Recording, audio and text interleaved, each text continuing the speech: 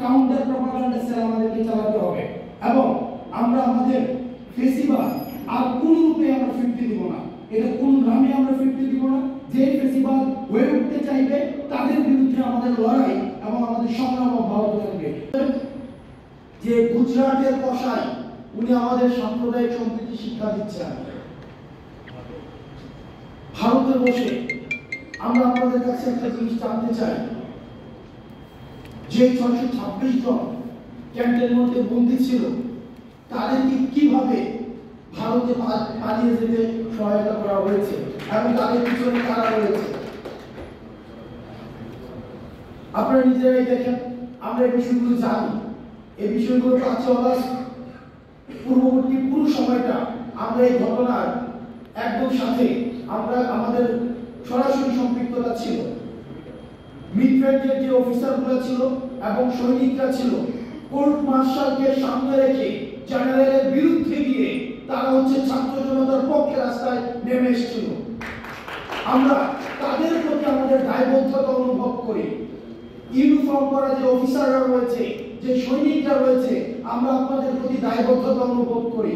আপনাদের দায়বদ্ধতার জায়গা থেকে আপনারা নিশ্চিত করবেন যে এই 626 জন যারা এই ফেসিবাদের এনাবলার ছিল, কোলাবোরেটর ছিল, এই ফেসিবাদের যারা পৃষ্ঠপোষকতা দিয়েছে, যারা এই ফেসিবাদকে ডালপালা আকারে মহিরূপে গড়ে উঠতে সহায়তা করেছে, তাদেরকে কারা সীমান্ত পাড়ি দিয়ে আজকে ভারতে একটা সেফ এক্সিট করে দিয়েছিল, আপনারা সেই বিষয়টিকে নিশ্চিত করবেন।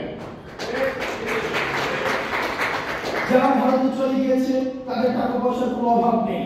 আজকে আমি যখন পিলখানায় কথা বলছি, ঠিক এই মুহূর্তে mother of terror Sheikh Hasina ভারতে বসে তিনি জনসভায় বক্তব্য দেওয়ার প্রস্তুতি নিচ্ছেন এবং সেটা আমাদের জন্য লজ্জা। আমরা আমাদের জায়গা থেকে আমাদের এই ভোকালটা, এই যে জুলাই মুভমেন্টটা, এই জুলাই মুভমেন্টে 1500-এর বেশি যে শহীদ হয়েছে এবং 22,000-এর বেশি যে আহত হয়েছে, এটা যদি জুলাই মুভমেন্ট ছিল, কিন্তু আমরা ওয়েস্টার্ন মিডিয়াতে দেখছি, আমরা ইন্ডিয়ান মিডিয়াতে দেখছি কনস্ট্যান্ট প্রপাগান্ডা চালিয়ে যাওয়া হচ্ছে। এটাকে বলা হচ্ছে rise of fundamentalism and just a political upheaval. আমরা আমাদের জায়গা থেকে এই জিনিসটাকে প্রতিষ্ঠিত করতে হবে।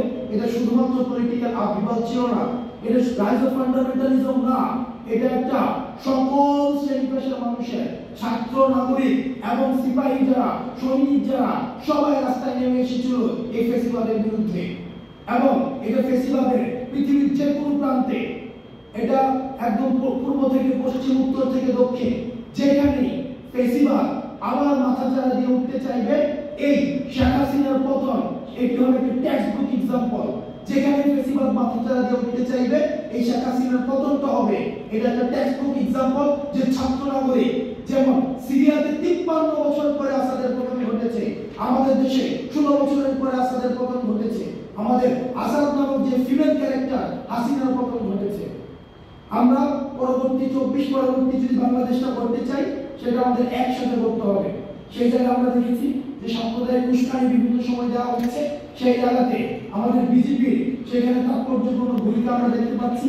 আমরা আমাদের পরবর্তী 24 পরবর্তী যে বাংলাদেশটা রয়েছে সেটি করার জন্য আমরা সবাইকে একসাথে নিয়ে আমরা কাজ করতে চাই এবং পানি পড়ছে এবং তারা নির্বাক এবং আমরা অনেক অফিসারদের সাথে পরবর্তীতে কথা হয়েছে, সেদিন তারা প্রস্তুত ছিল যারা এই ধরনের আক্রমণটা ঘটিয়েছে তাদেরকে প্রতিরোধ করার জন্য, কিন্তু কোনো ডাইরেক্টিভস পাওয়া যায়নি।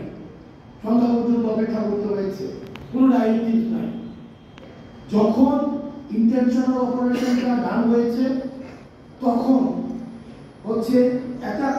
তখন থেকে আমার মনে হয়েছে যে আমার ব্যক্তিগত পর্যালোচনা, এই একটা ফোর্সকে ইন্টেনশনালি প্রিপেয়ার করে ফেলা হয়েছে, একটা গন্ডির মধ্যে নিয়ে আসা হয়েছে। আমি এই পিলখানাতে দাঁড়িয়ে সৃষ্টিকর্তা কবুল করেছে, আমরা যখন আসতাম যাতে আমরা এই চেতনাটা ধারণ করতাম, এই বিচারের কথাটি আমরা অন্তত এটা প্রতিষ্ঠিত করে দিয়ে যাব এবং সৃষ্টিকর্তা এই সুযোগটা হয়তো আমাদের অন্তত বলার সুযোগটি দিয়েছে। আমরা আপনাদের মধ্য থেকে এই দাবিটা আমরা বেশি বেশি চাই, যেন আপনাদের মধ্য থেকে এই জিনিসটাকে আপনারা এমফাসিস করেন। খুব দ্রুততম সময়ের মধ্যে এই পিলখানা হত্যাকাণ্ডের সাথে যারা জড়িত ছিল এবং নিরপরাধ অসংখ্য অফিসার রয়েছে এতদিন পর্যন্ত যারা কারাগারে রয়েছে ট্রায়াল এন্ড এররের মধ্যে দিয়ে যাচ্ছে, দ্রুততম সময়ের মধ্যে যেন এই বিচার থেকে নিষ্পত্তি করা হয়।